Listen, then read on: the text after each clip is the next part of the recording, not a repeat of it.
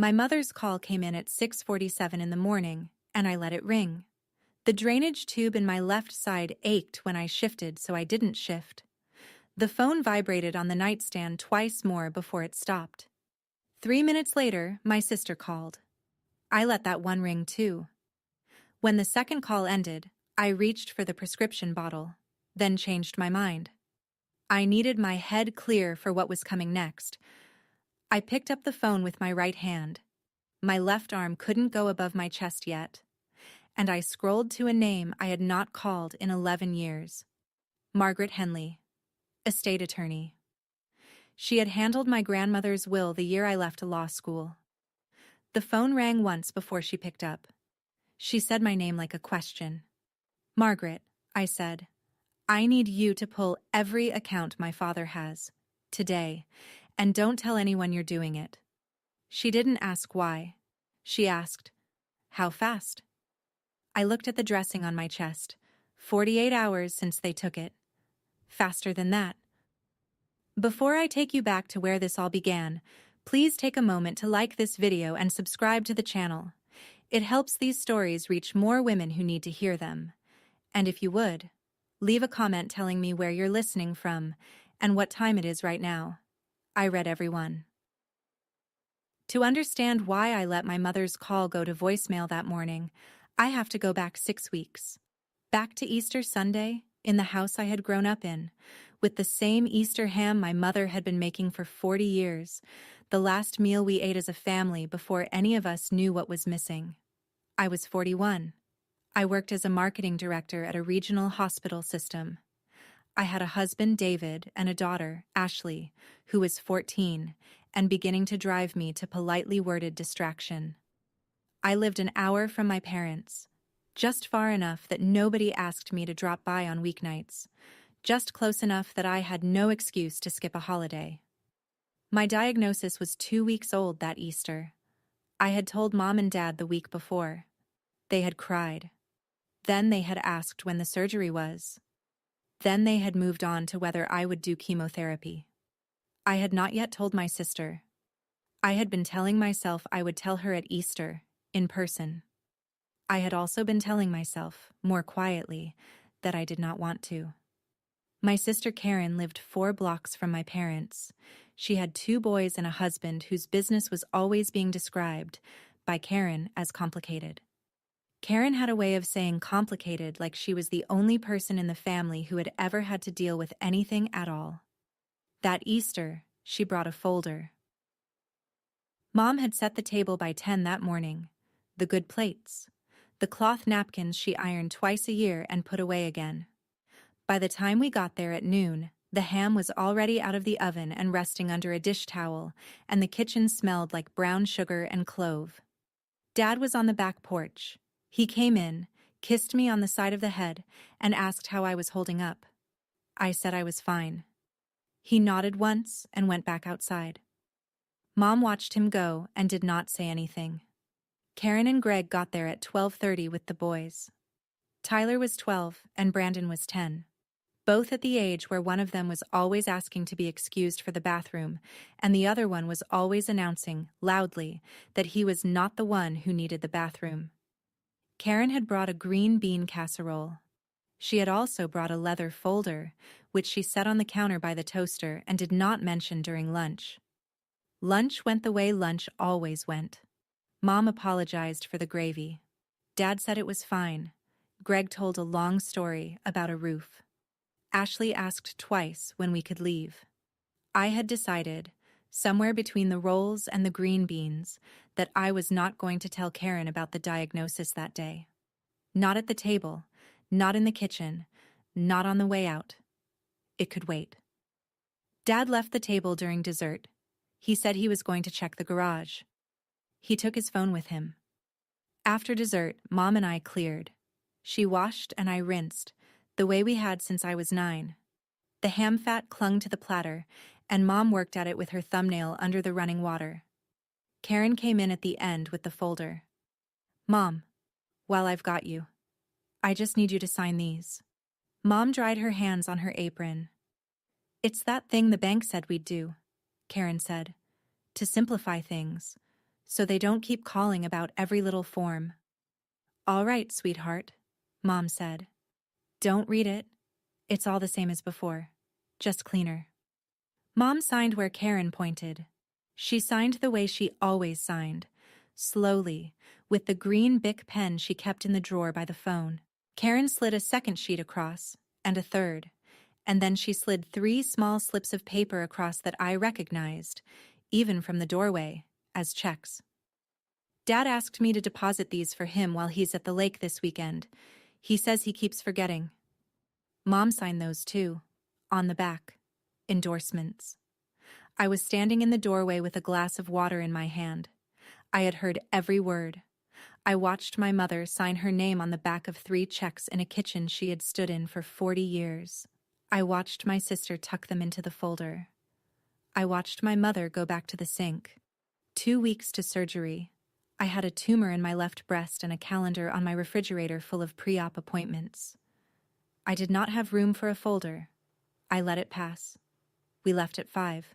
The light was the soft gold of an Easter afternoon in April. Karen was at her car, putting Tyler's jacket in the back seat. The folder was under her other arm. She lifted the trunk and slid the folder in flat, on top of a tote bag. As she pressed it closed, she looked up. Not at me, exactly, but past me, at the house. And a small, contained smile came over her face. The kind of smile you wear when something has gone the way you wanted it to go. She did not see me see her. David started the car. Ashley was already on her phone in the back seat. I turned my face forward and didn't say anything to anyone for the first 10 miles of the drive home. Karen was supposed to drive me to pre-op. We had arranged it a month ago. She had even written it on the calendar in her kitchen, in her schoolteacher handwriting, in green. Jen, pre-op, 8:30. She texted at 20 past 7. Tyler's coach moved the game to 10. Greg can't take him. I am so sorry. Mom said she'd come. Mom was at my door by 7:45. She had on her good coat, the navy one with the collar she only wore to church and to the doctor. She had brought a thermos of coffee and a paperback book, because that was what my mother always brought. She had not brought any commentary on Karen. My mother never brought commentary. I sat in the passenger seat and let her drive. The hospital was 40 minutes away, and we did not talk much. The radio was on low. My left side ached when I shifted my seatbelt, so I tried not to shift my seatbelt. In the waiting room, she held my hand. She had not held my hand since I was probably 10 years old. Her hand was thinner than I remembered. The skin on the backs of her knuckles was loose. She held it the way she had held it when I was 9 and my dog had been put down, firmly, no pressure, no instruction. We sat that way for maybe 20 minutes. They were running behind. "Your father's been different," she said.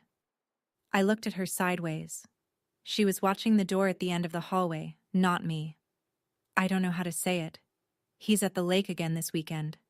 "He's at the lake a lot, Mom." "He is. He's at the lake more than he used to be." She was quiet for a moment. Then she said, "His phone is always face down. It didn't used to be." I sat with that. The waiting room had one of those clocks with the second hand that ticks audibly, and you only ever notice it when nobody is talking. "Mom," I said, "do you want to talk to somebody?" "Like who?" "Like a counselor. Or a friend, or Dorothy." "I could call Dorothy for you." She shook her head. Slowly, the way she shook her head at the table when somebody offered her seconds of a casserole she had not enjoyed. "I don't want to be the kind of woman who imagines things," she said. "I don't want to make a thing of something that isn't a thing." I was about to answer. I was about to say something like, "Mom, it's not nothing. You don't imagine things. You don't have a history of imagining things." When the swinging door opened and a nurse called my name. I stood. Mom stood with me, still holding my hand. She walked me to the door. At the door, she let go and squeezed my fingers once, the way she used to do before a school recital, the way she used to do before anything I was nervous about. "I'll be right here," she said. I went through the door. I looked back once. She was still standing in the same spot, with one hand to her mouth, watching me go through. After the surgery, when David and Mom were both there in the recovery room, when I was loose with morphine and the ceiling tiles kept multiplying, Mom had to go down to the parking garage to feed the meter. She was gone 20 minutes. David said later he didn't think much of it.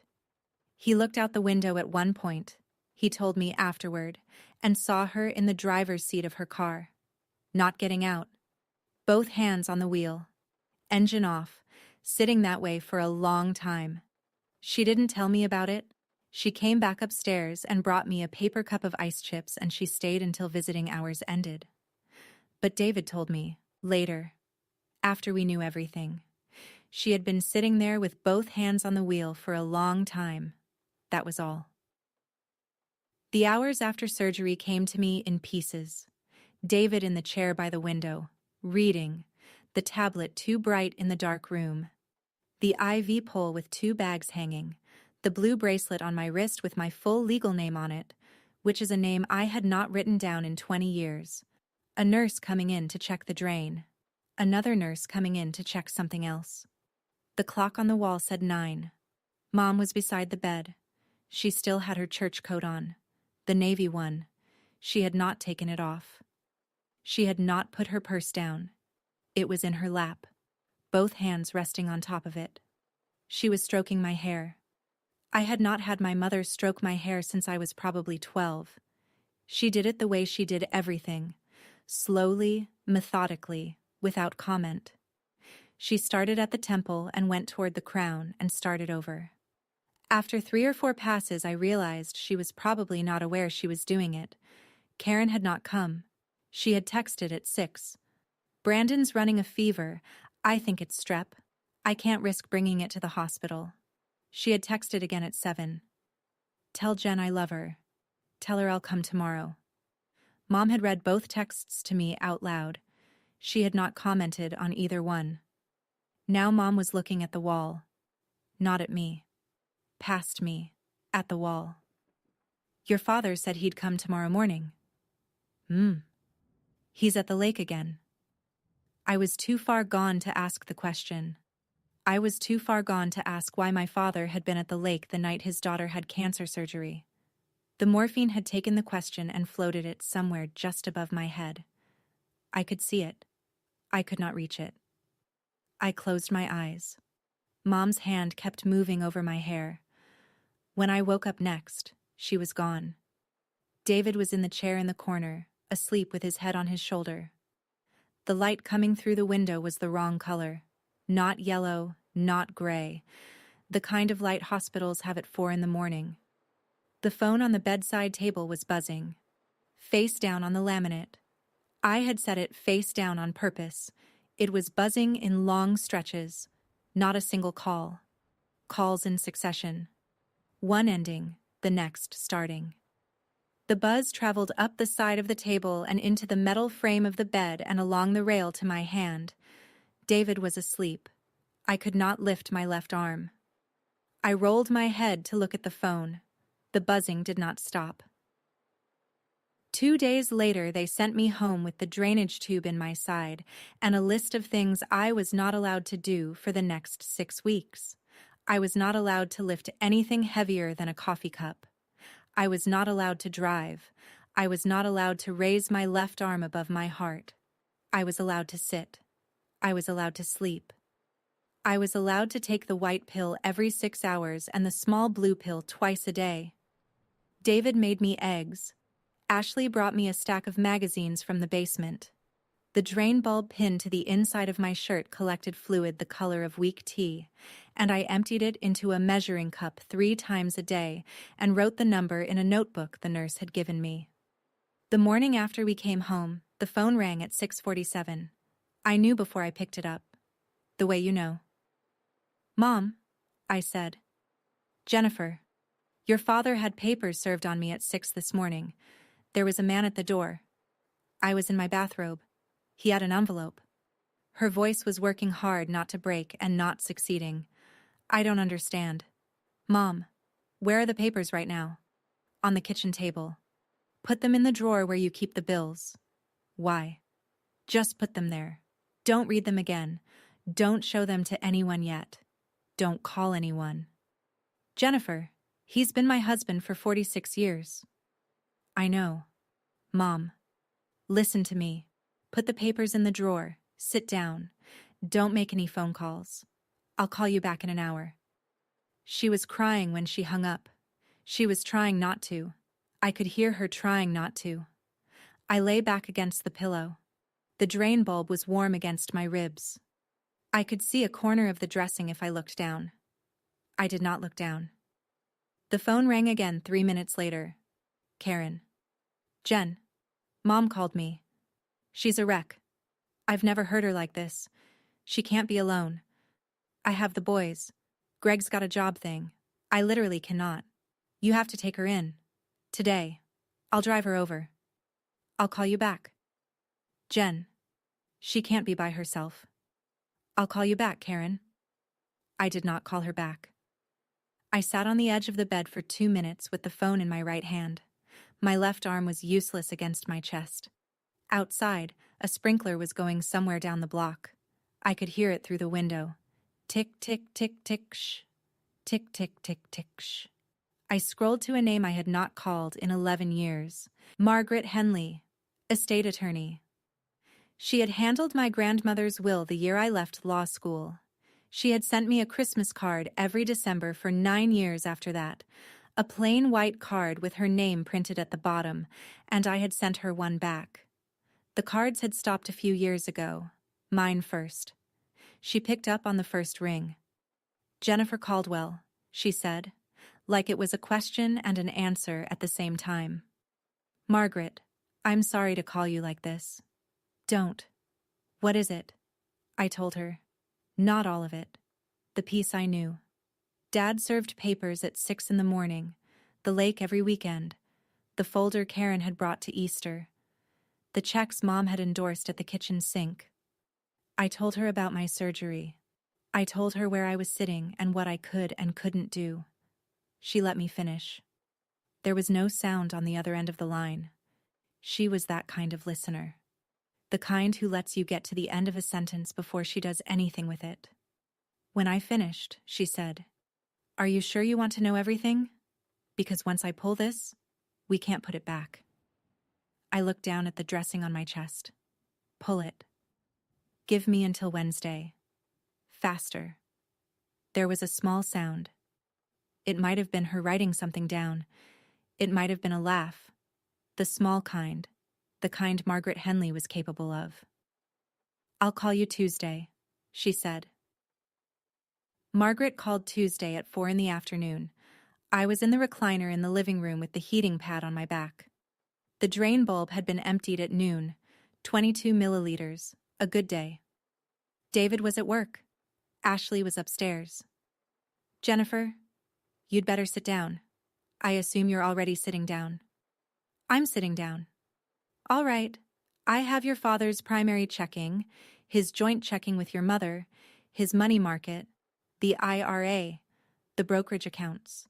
47 months of statements going back. Are you ready?"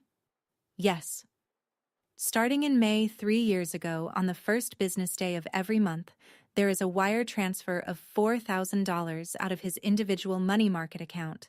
The wire goes to the same recipient every time, a Florida LLC named Sandpiper Holdings.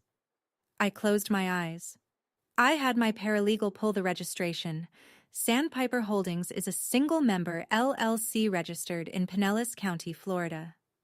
The sole member is a woman named Margaret Paused, a Catherine Voss, Florida driver's license, address in St. Petersburg, date of birth 1961.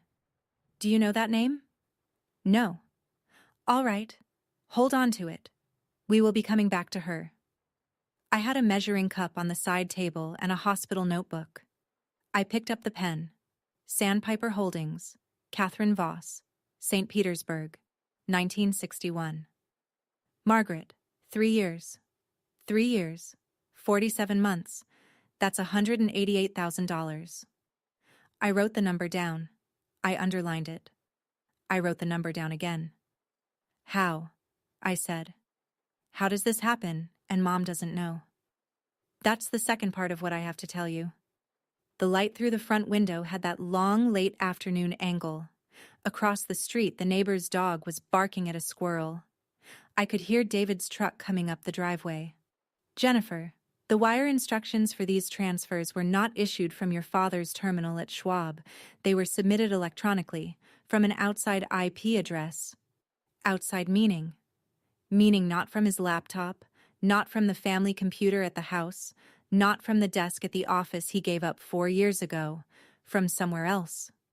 A different IP address each time, but my forensic guy says the router signature is consistent. Same source machine.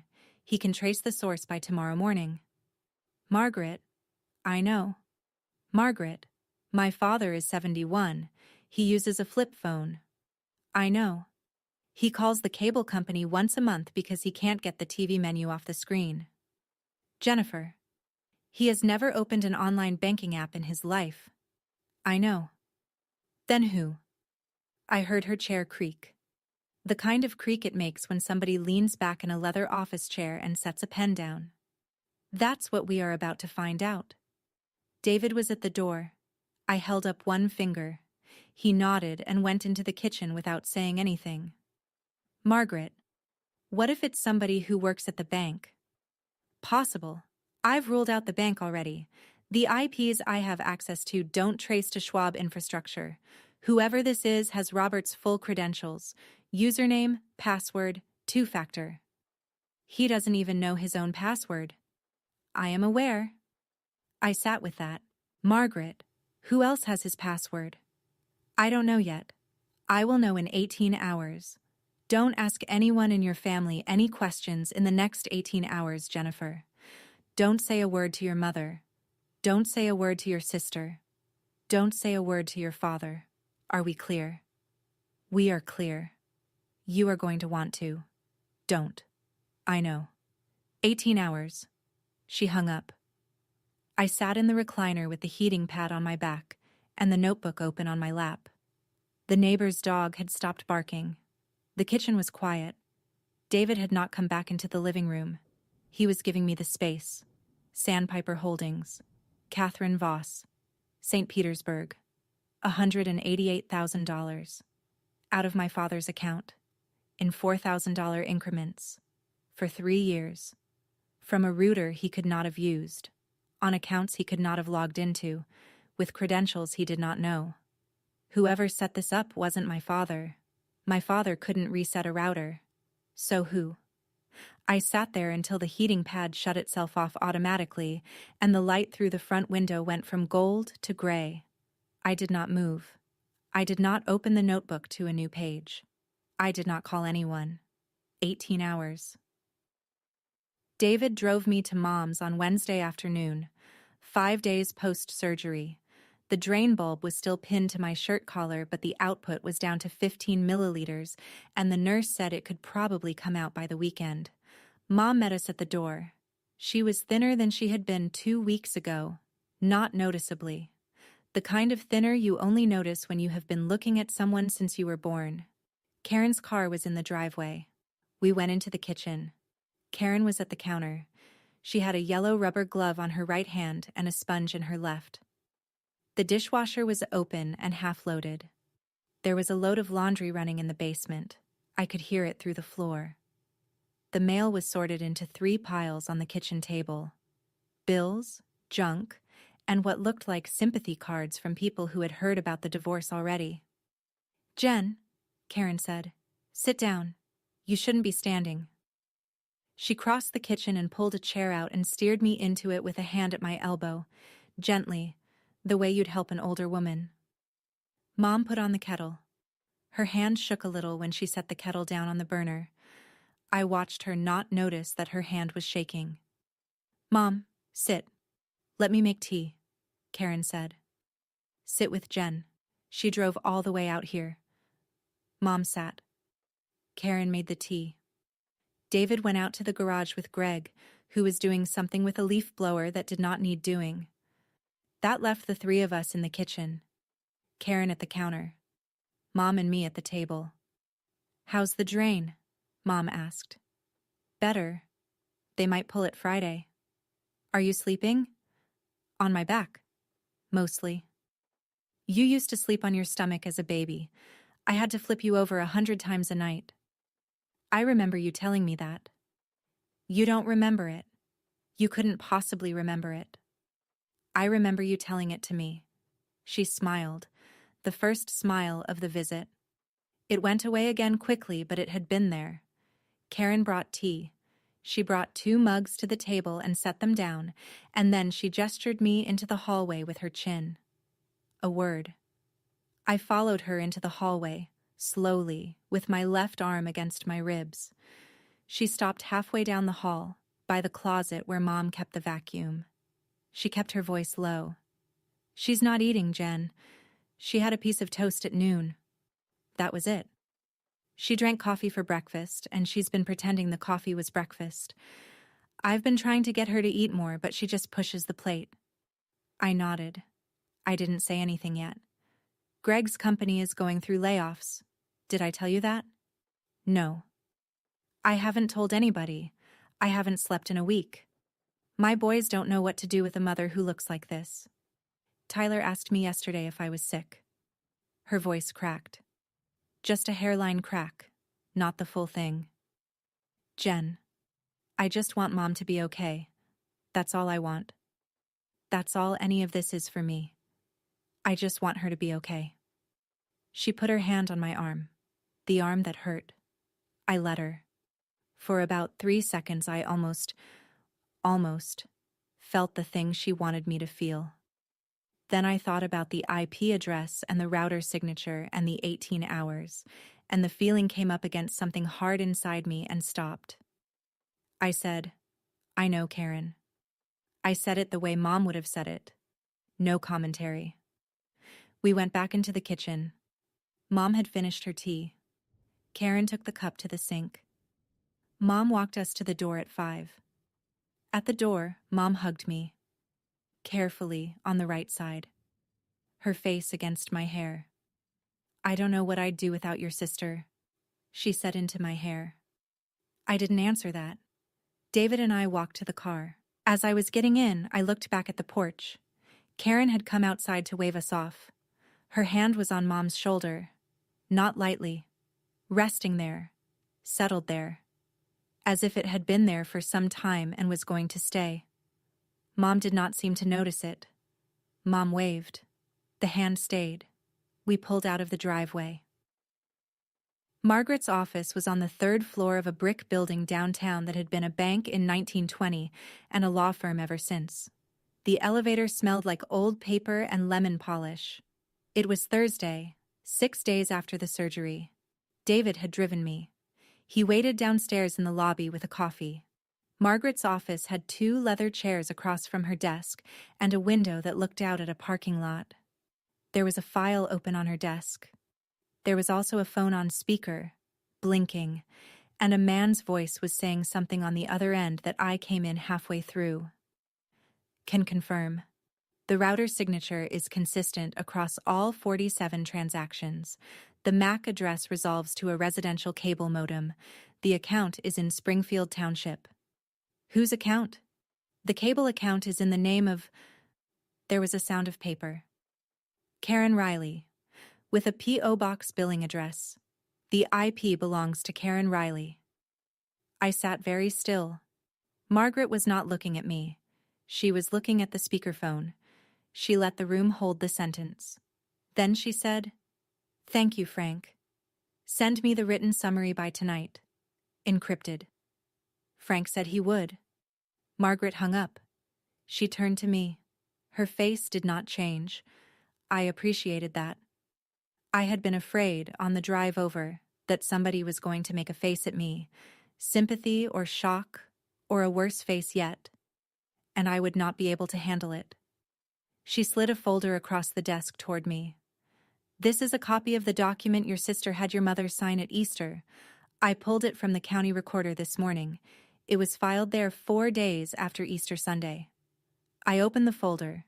The document was titled, Revocable transfer on death deed. There was also a second document underneath. Beneficiary designation change, Caldwell Family Trust. Margaret talked while I looked at them.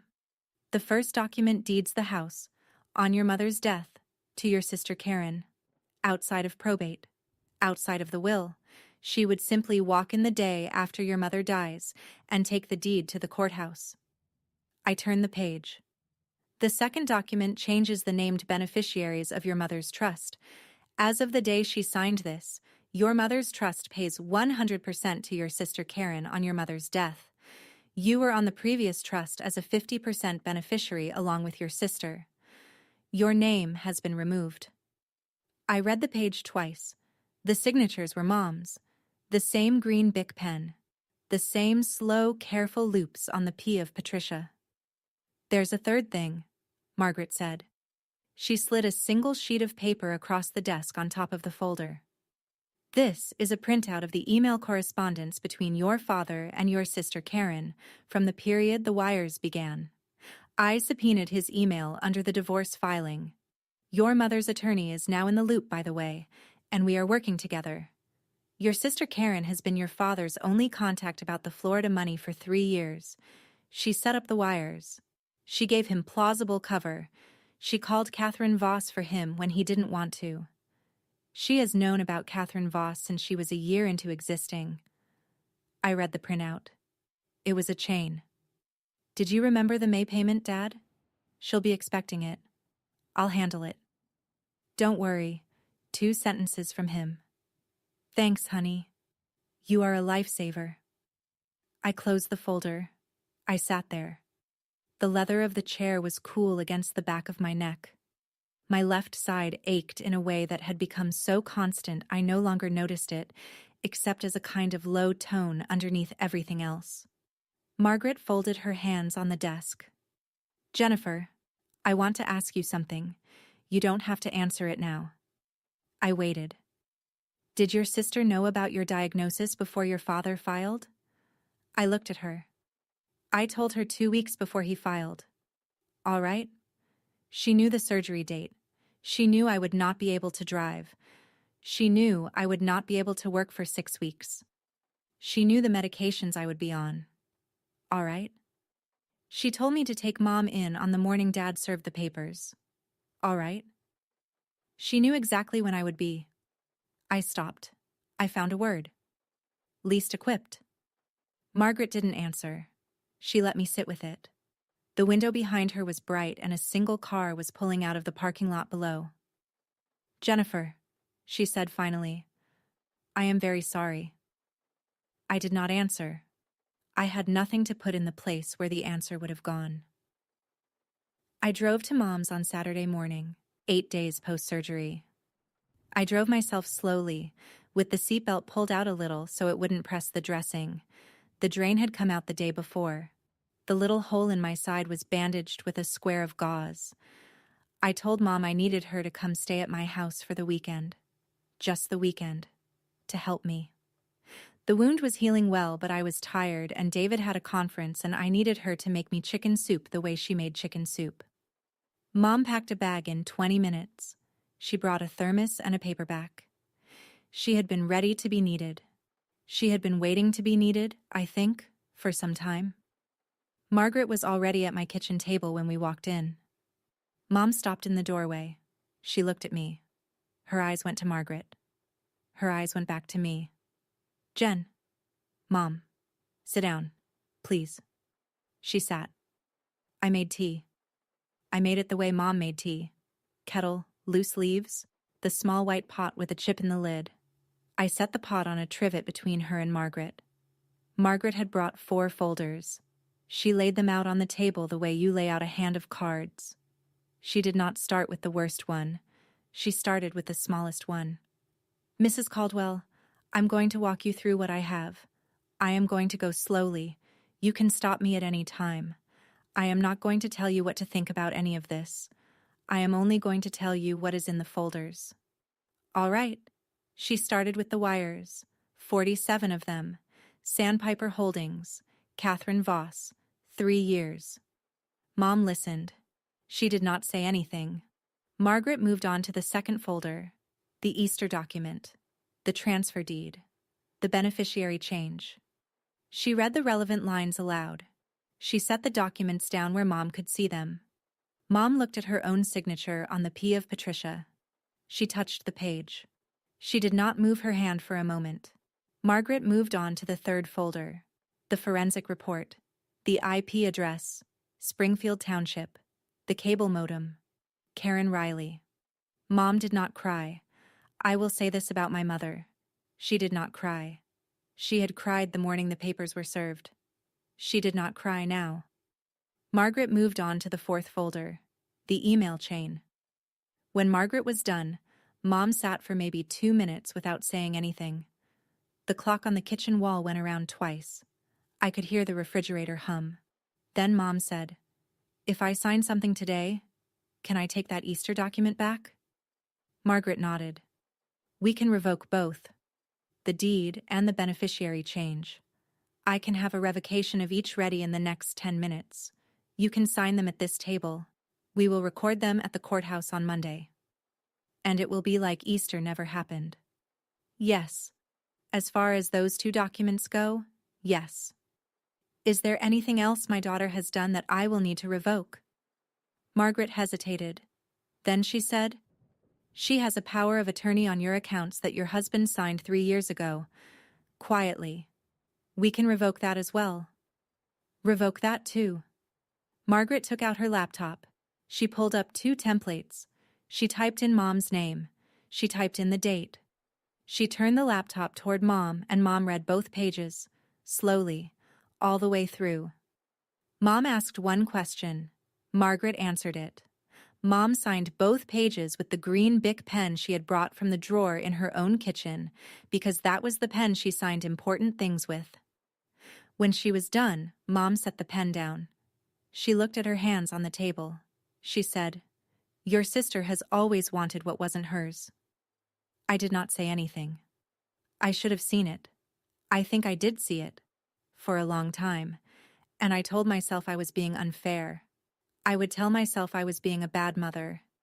That I was loving the 2 of you unevenly because of who she was. And so I would push the thought down and try harder. She looked up at me. "I'm sorry I didn't see it sooner. I'm sorry you had to be the one to bring this to me." I put my right hand over hers. My left hand was still slow. My right hand was enough. Margaret cleared her throat gently. "Mrs. Caldwell, Patricia, there's one more thing we should plan while you're here. There needs to be a conversation with your daughter Karen, in person, with everything in front of her, so she understands that she is being held to account." "When?" "Next Saturday, at your house, a lunch, just like Easter." Mom nodded once. "Aunt Linda will be there," I said. "Good," Mom said. That night at 11, Mom was already asleep in the guest room. My phone buzzed once on the kitchen counter. A text from Karen. "We need to talk. Soon."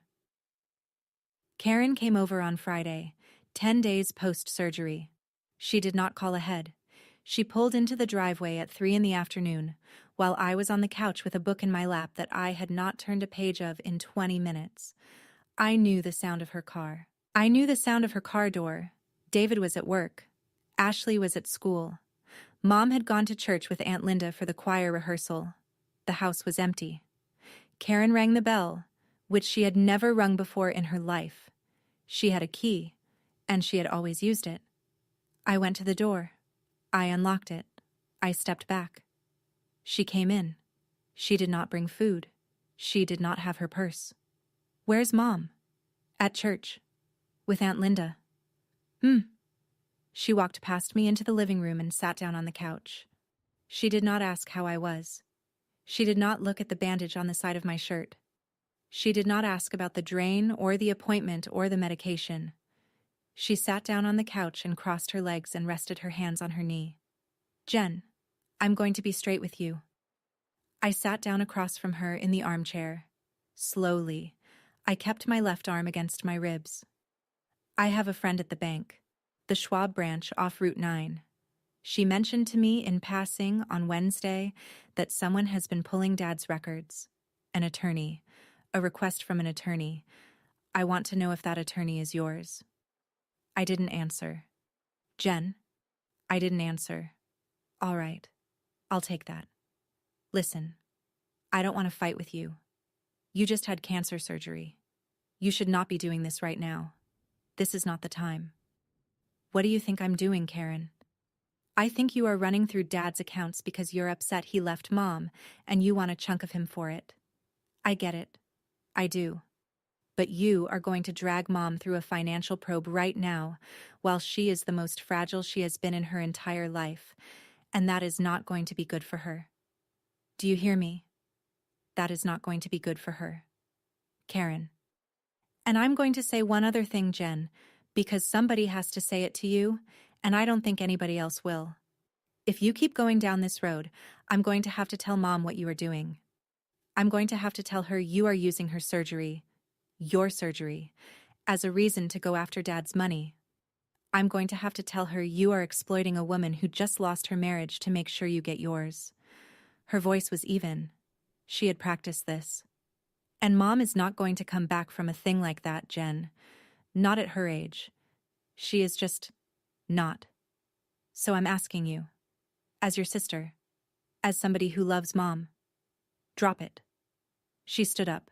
She had said the thing she came to say. She walked toward the door. At the door she turned and looked at me one more time. I'm not your enemy, Jen. I'm trying to protect her. She let herself out. I heard the car door. I heard the engine. I heard the gravel under the tires. I heard the car turn at the end of the driveway and accelerate away down the street. I sat in the armchair. My left arm was throbbing. The book was on the floor where it had slid off my lap. I had not noticed it slide. I had spent the last 10 days unable to be sure. Unsure how much Karen knew. Unsure how much was greed and how much was carelessness and how much was the small ordinary self-deception of a woman who had been telling herself a story about her own family for 20 years. I was sure now. She had not come to plead. She had not come to confess. She had not come to ask. She had come to threaten me with my own mother on a couch in my own living room, 10 days after a surgeon had taken a piece of my body off me with a scalpel. My right hand reached for the phone. I called Margaret. She picked up on the first ring. She just threatened me, I said. We move tomorrow. That night, my kitchen island looked like a war room. David sat to my right. Mom sat at the table in the corner with a stack of cloth napkins. She had brought them from her own kitchen, the good ones, ironed twice a year for Easter and Christmas, 8 of them. She was folding them into the shape she had folded them into for 40 years. A single fold lengthwise, then a triangle from the corner. Her hands were steady. Her hands had not been steady at the kettle on Wednesday. They were steady now. Margaret was on speakerphone, propped against the toaster. Aunt Linda is briefed, Margaret said. She and I spoke this morning. She knows the order of operations. She will not say a word until you have finished reading the contents of the folder. When you finish reading, she will say, Karen, that is her cue. She has agreed to it. Good. Tomorrow morning, when you arrive, the documents go on the sideboard, casserole on the table. Lunch starts as if nothing is unusual. Karen will sit down. She will eat. I will be in the kitchen. When you are ready, you will open the folder. All right. Margaret had a way of breaking a complicated thing into a list of small actions, each one of them something a person could do, and then handing you the list. It was the reason her clients lived through her cases. Mom set down a folded napkin. She picked up the next one. Margaret, the injunction. Files. Monday morning at 9. Emergency injunction freezes Sandpiper Holdings. Freezes the wire authority on your father's account. Freezes Catherine Voss's ability to move what is in the LLC pending the restitution case. Your father's divorce attorney is going to scream. I have spoken to him. He is not going to scream as loudly as he might. Why? Because I made him understand that the alternative is criminal exposure for his client, so he prefers the civil track. So do I. And Karen. Karen is a separate matter. The criminal referral on Karen goes through the county prosecutor's office. I have already sent the file. Wire fraud, elder financial abuse. The DA will reach out to Karen's attorney on Tuesday. The DA does not need our permission. The DA needs the referral. The referral has been made. Mom set down the 7th napkin. She picked up the 8th.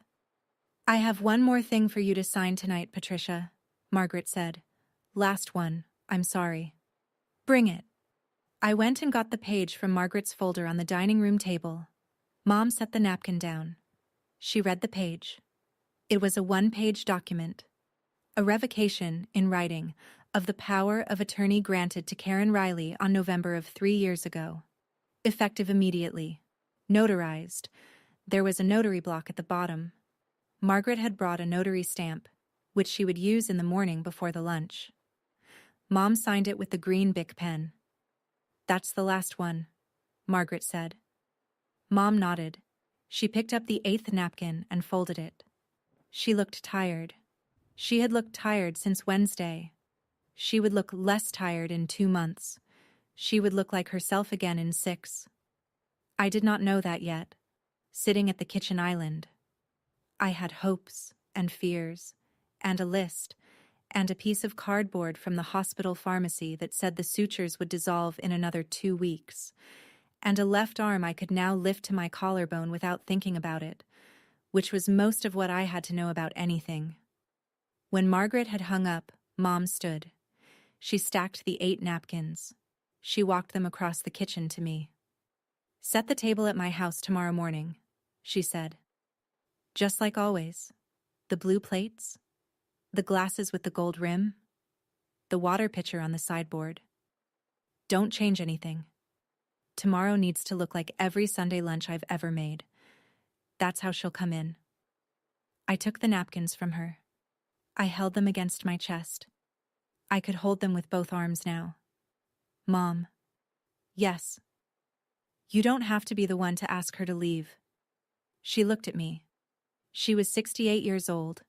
She had been a wife for 46 years, and somebody's mother for 41, and somebody's daughter for 68. And at the end of every one of those equations, she was alone in the math in a way none of the rest of us were. Yes, I do, Jennifer. She went to bed. I stood in the kitchen with 8 ironed napkins against my chest and looked at the dark window over the sink and tried to think of anything I had forgotten.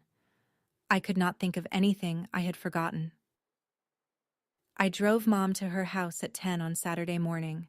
The sun was out. The dogwood by the front walk was past peak but still holding. Mom had on her Sunday navy. I had a folder on my lap. We let ourselves in. Margaret was already there. I had given her a key the day before. She was in the kitchen, in slacks and a gray cardigan, sliding a casserole into the oven the way someone's competent aunt would. The notary stamp was in her bag. The sealed envelopes from the prosecutor's office were on the sideboard, behind the centerpiece, where Karen would not see them. The dining room table was set with the blue plates, the glasses with the gold rim, the water pitcher on the sideboard. Mom's 8 napkins, folded into triangles. Aunt Linda came at 11:30. She did not say much. She kissed Mom on the cheek and put a hand on my shoulder and went and sat in the chair next to the head of the table, which was where she always sat. Karen pulled in at 11:50. She had a casserole. She had Greg with her. He stayed in the car and waved through the windshield. He would, she said, stop back in 2 hours. He was running the boys to a soccer thing. Good, Mom said, from the head of the table. Sit down, Karen. We were waiting for you. Karen sat. I sat to Mom's right. Aunt Linda was already in her chair. The 4th chair, at the foot, Dad's chair, was empty. Karen looked at it once. She did not say anything about it. We ate. Margaret stayed in the kitchen. Mom asked Karen about the boys. Karen talked about Tyler's grades and a teacher she did not like. She said the teacher had a way of singling Tyler out. Aunt Linda said, When the plates were mostly empty, Karen set down her fork. She had been waiting for this part. I could see it in her shoulders.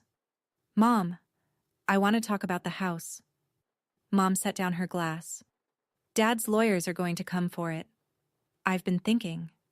I think the smart play is to deed it to me. Just on paper. To protect it. Then nobody can come for it as part of the divorce settlement. Once it's all over, you just live in it. Same as now. Nothing changes for you. But it's safer. I opened the folder. I did not stand up. I did not raise my voice. I started reading. I read the way Margaret had read on Wednesday. Slowly. One thing at a time. In May, 3 years ago, $4,000 left Dad's money market account. The wire went to a Florida LLC named Sandpiper Holdings. Sandpiper Holdings is a single-member LLC owned by a woman named Catherine Voss. There have been 47 of those wires. The total is $188,000. Karen did not move. The wire instructions were not entered from Dad's terminal at Schwab. They were entered electronically from a residential cable modem in Springfield Township. The IP belongs to you, Karen. She still did not move. The Easter document Mom signed was a revocable transfer on death deed. It deeded this house to you, alone, on Mom's death. It also changed the named beneficiary of Mom's trust to you, alone, removing me. Both of those documents have been revoked. Mom signed the revocations on Saturday. They will be filed at the courthouse Monday morning. Karen said, Mom doesn't know what she's signing right now. That was when Aunt Linda lifted her eyes off her plate. Karen. The same way she had said it when Karen was 8 and broke a window pretending it was Tyler's fault. The same way she had said it when Karen was 12 and lied about a report card. The same single word. In the same voice. 65 years of it. Karen turned her head. Linda, stay out of this. No. Linda. Karen. Karen turned back to me. Her face had begun to shift. She tried one more. Jennifer is taking advantage of Mom. Mom is fragile. Mom is... Karen. It was Mom. Quiet. Both hands flat on the tablecloth. I read the documents. I read them twice. I'd like you to leave. The room held very still. Mom. I'd like you to leave. Karen sat for maybe 10 seconds. She was looking for a route out. There wasn't one. She stood up. She did not say anything. She did not put her napkin on the table. She folded it once, carefully, and laid it next to her plate, the way Mom had taught her. Then she walked out of the dining room and through the kitchen and out the back door. The back door did not slam. She closed it carefully behind her. We sat. The clock on the wall went around 3 times. None of us moved. Margaret came out of the kitchen. She had taken off her cardigan. She came over and rested a hand briefly on Mom's shoulder. The injunction goes in Monday morning, she said. The DA will call her attorney Tuesday. The Florida woman is your father's lawyer's problem now. You don't have to think about her. Thank you, Margaret. Mom turned to me. She put her hand over mine on the tablecloth. She had not held my hand at this table since I was small. I want you to drive me home with you tonight. I closed my left hand around hers. I could. That was 2 years ago. The house in Springfield Township is still my mother's. She has not slept in it since the Saturday she asked Karen to leave. She rents it to a young couple who have a baby and a Labrador. She likes the idea of a baby in the room that used to be mine. She drives by once a season to make sure the gutters are clean. Karen pleaded out, restitution, 2 years probation, no jail time. The federal piece was dropped because Catherine Voss agreed to testify. And Catherine Voss agreed to testify because by then she had been left by my father and was looking for any door at all to walk through. The $188,000 came back. Not all at once. In monthly increments, ironically, the way it had gone out. It comes back in a $4,000 deposit on the first business day of every month. Margaret has set it up that way on purpose. I think she finds it satisfying. Karen has not contacted any of us in 11 months. The boys send my mother a Christmas card each year. Mom answers each one with a card of her own. My father is in St. Petersburg. He and Catherine did not work out. He calls Mom about once a month. She does not pick up. She does not return the calls. Mom's divorce was finalized 7 months ago. She got half of what hadn't been wired out, plus the house, plus an offset for what was wired out. Margaret was excellent. My father's attorneys did not scream as loudly as they might have.